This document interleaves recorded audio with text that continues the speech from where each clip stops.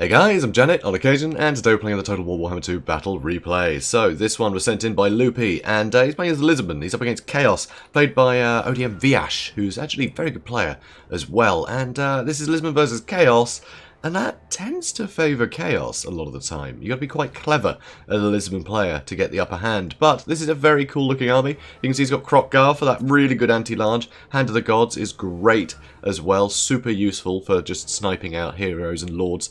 Very, very nice indeed. So Crockgar, absolute powerhouse. And here he has some Cold One Spear Riders for the anti-large and armor piercing, which is super useful against a lot of the tools that make this matchup difficult. Also some Horned Ones just for solid armor piercing. That'll be great against anything like Chosen or Chaos Warriors or even some of the bigger monsters. So very, very cool to see. And also here, quite a cheap front line. It's pretty cheap. You know, Red-Crested Skinks, really nice tool in this matchup now. You know, really good armor piercing. So you can deal with a lot of the Chaos Warriors, like, more comfortably now. They're still the best things in the world, but it's nice to have some armor piercing in the front line for once. Also, there are just some normal skinks here, but there's also the Star Chamber Guardians that are so solid. These guys are absolute troopers, and will just keep fighting forever. They are unbelievably good fighters, and that great anti-large is super useful, and the armor piercing, huge melee defense at 51. They are very solid units. They are very, very solid. So, really nice way to anchor your front line. Also, here you can see a Skink Priest of Heavens. Now, Chaos. A ton of Marauder Horsemen. These guys, oh, and some Throwing Axes too.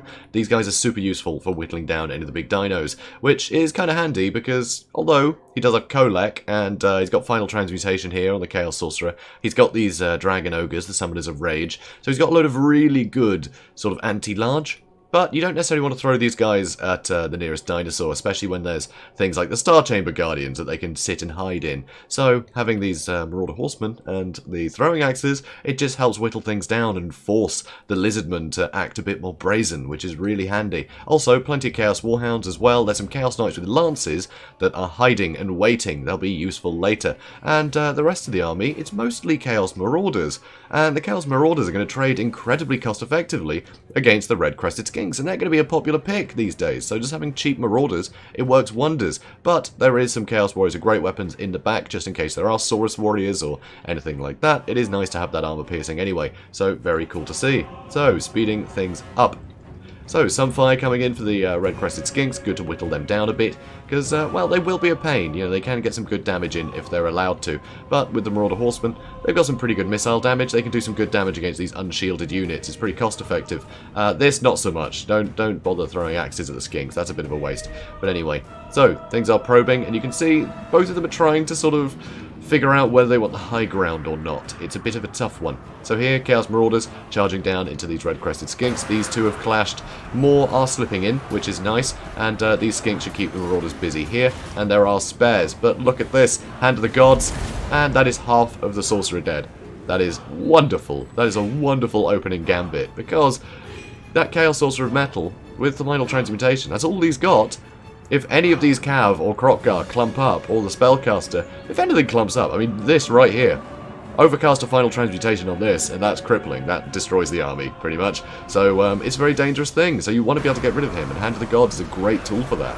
Really good tool for that.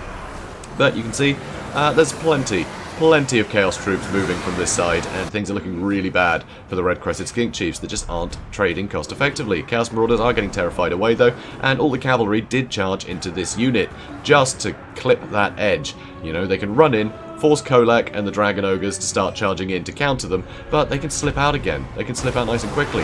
Over here, beautiful Wind Blast doing a ton of damage to these Marauders and 2 of the Warhounds, and it means the Horned Ones can just follow up, and all this stuff is breaking.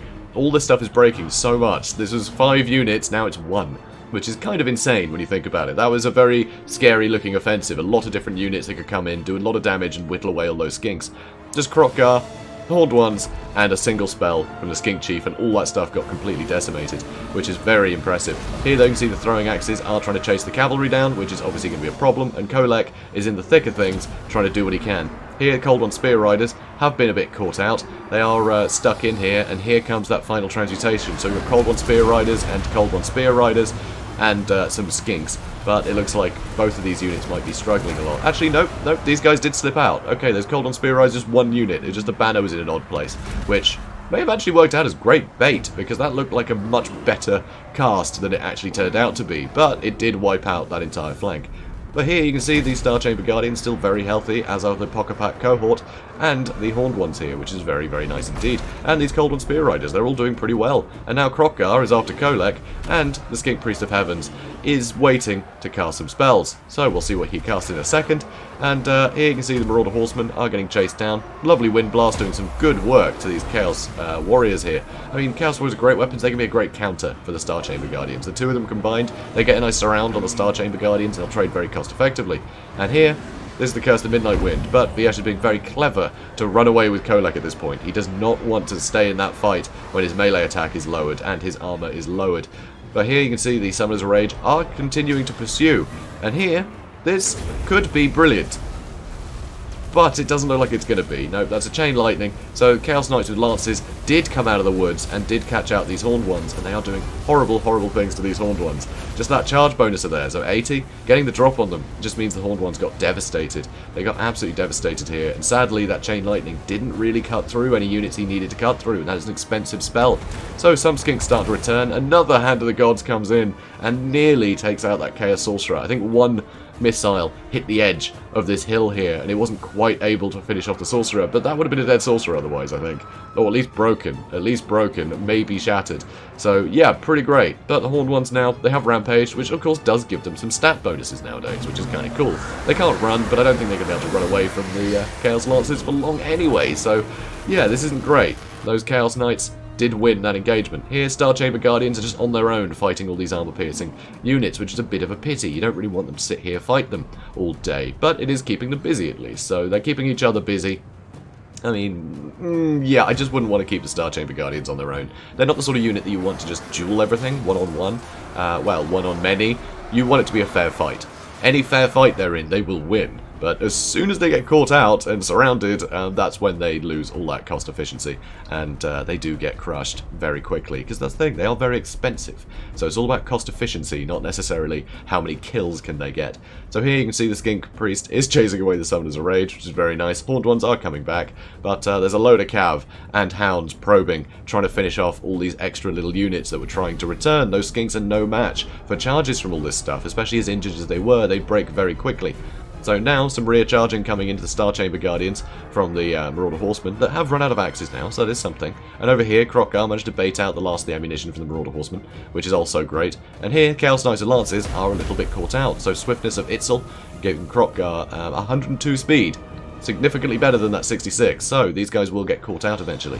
Over on this side, though, yeah, the mobility for Chaos and making sure just to chase down any unit that may pose a threat later, really lowering the number of units that Loupi has to use here. It's a bit of a problem. So here, Chaos Warhounds did try and intercept, but the Pocket Pack cohort just peeled off to deal with them, knowing that Kroq-Gar and the Cold One Spear Riders can deal with these Chaos Knights, and it looks like they are getting dealt with. They are losing a lot of health from these attacks from Kroq-Gar. So that is very bad for them. You know, Tail just knocking that guy off his horse.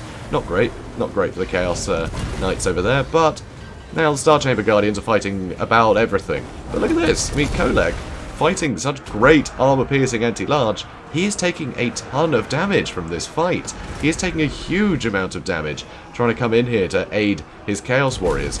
But he needs to shut these guys down. He has to shut them down. He can't have any infantry anchoring what remains of these forces, and he is able to give the just the whole Lizardmen army at this point. Look at that. Star Chamber Guard is gone. This is the entire army. This is the entire army, and they're all being given the runaround by these Chaos Knights, which kind of makes their sacrifice worth it. Sure, some knights are getting killed, but they're still going. They are very resilient.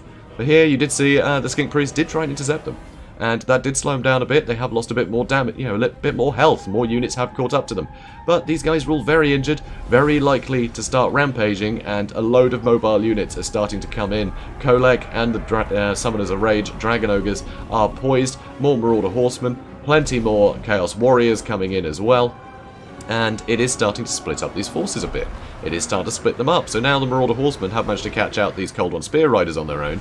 The rest of the units are going to try and come in to aid, but those Chaos Knights with their huge charge bonus of 80 are going to get that rear charge, rampage the Cold One Spear Riders, and that can make it very difficult for them to remain in this fight for long. So they will just get peeled off in different directions. It's going to be hard to keep these guys cohesive, and that is a problem. Kroq-Gar may be over-chasing a bit here. Maybe over-chasing, getting some good damage in, but they just run straight past him. You can't block an entire unit of cavalry with one dinosaur. It's not going to work. They're just going to go around you. So Swift of Vitzel being used again, and here we're going to see a clutch Cold-Blooded.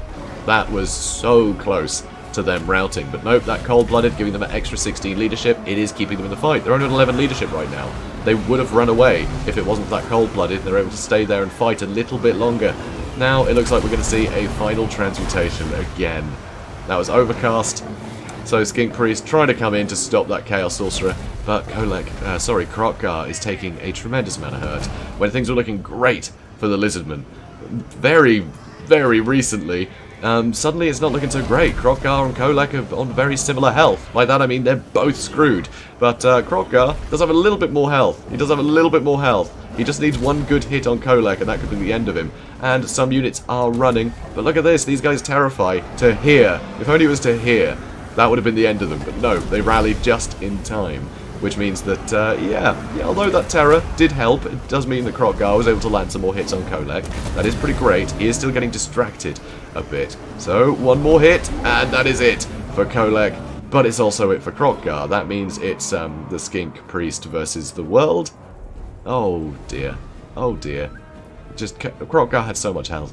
And that's why Hand of the Gods is so bloody useful here. 2 Hands of the Gods, and he almost got rid of that Spellcaster. And that's the only thing that was hitting that Spellcaster. If anything else was able to follow that up, that final transmutation never would have happened. But Vyash has been very clever to make sure that he has a very mobile force and can keep things like his Spellcasters safe, even with things like Hand of the Gods going. Yeah, he was lucky. He was lucky that second Hand of the Gods didn't hit with its entirety, or else that Spellcaster would have been just decimated. But Kroq-Gar is just going to run, and everything will be able to keep pace with him. Chaos Warhound's just nipping at his heels, and he is slowly losing health. So this is a real problem. Skink Priest trying his best to catch up. He does pretty good speed, at 90 speed, but I don't see how he's going to bail out Kroq-Gar. He might be able to stop one unit if he could catch up to them, but the other two are just going to keep chasing Kroq-Gar. He's too valuable to let live. So there we go. He's shattered now. He's shattered. That's a real pity. So off he goes. And now it's a Skink Priest versus the world. So that'll probably be it then, huh? Yeah. Sad times. Poor guy. Since he's low, his leadership is going, because he's the only thing left. He's in the air. So here he's trying to dive on top of these Chaos Warhounds. You remember their leadership is quite low, because Kholek did just get killed. So they are still suffering from that loss. Very emotional chaos, you know, when their lord dies. They're very sad. So that's one unit broken. Chaos Horsemen are now pinning the Skink Priest down, and the Chaos Knights can come with that huge charge bonus. More units are returning, but here is a wonderful Wind Blast. Absolutely devastating. They've just shattered. They're broken. They're broken. Chaos Knights almost broken. They are wavering. Cold-Blooded being used on the Skink Priest. Keep his leadership nice and high so he can remain in this fight. And it's just him versus these Chaos Knights. If he can deal with them, I think he wins. But their leadership does seem to be holding steady, and the Skink Priest seems to be losing a lot of health. And now the Hounds come in. Alright, yeah, that is it. That is it. I lied, guys. I say I lied. I said it was probably it for Lizardmen. But then that Wind Blast came out of nowhere. I wanted to keep the suspense up. But what a finish. I mean, that was so close. That was so unbelievably close. And I think that was just super well played by both players here. I think really good, you know, just front line, I think was a good call. Despite the Marauders, that was a nice counter. But the cavalry, the way the cavalry was played, I think was superb here. Just having them clip the heels, realising there was no engagement that was going to happen. So just charge into that infantry, start breaking things down the line, and using the Skink Priest to fantastic effect to get those wind blasts. Just every time there's a blob of anything cheap, just try and just scuttle that whole unit. That's the way to do it. And sadly, I think Vyash just did a better job of that. He had more hounds and things that could just chase things down. It wasn't just valuable units that were mobile. He had something cheap that he could just get rid of all those skinks, make sure that the numbers couldn't return. And it was the numbers that won him the day at the end. You know, Kholek, he had no right to win that fight, which of course he didn't. He did die, but it came so close between Kholek and Kroq-Gar. It was such a close fight, and it shouldn't have been. Kroq-Gar had like, I don't know, 90% of his health left. He should have handled that easily, but no, all the numbers. He kept getting distracted, kept hitting things with his tail when he should have just been attacking Kolek, and the final transmutation. Just an amazing equalizer. Absolutely fantastic. And yeah, beautifully played by both players. Incredibly tense fight, and hugely enjoyable. So guys, if you enjoyed this as much as I did, please do comment, like, and subscribe, and I guess I'll see you in the next one. Have a good day, guys.